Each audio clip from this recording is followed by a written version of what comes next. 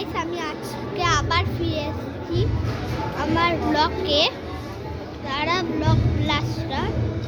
তো আজকে আমি আপনাদের বলছি যে আমি কোথায় এসেছি। আপনারা হয়তো ভাবছেন যে এরা কোথায় এসছে।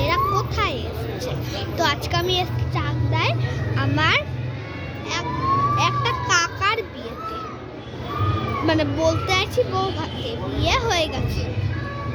তো এখানে এসে আমার খুবই মজা লাগছে। আপনারা এই ব্লগটা দেখুন, খুব ভালো লাগবে, অবশ্যই দেখুন।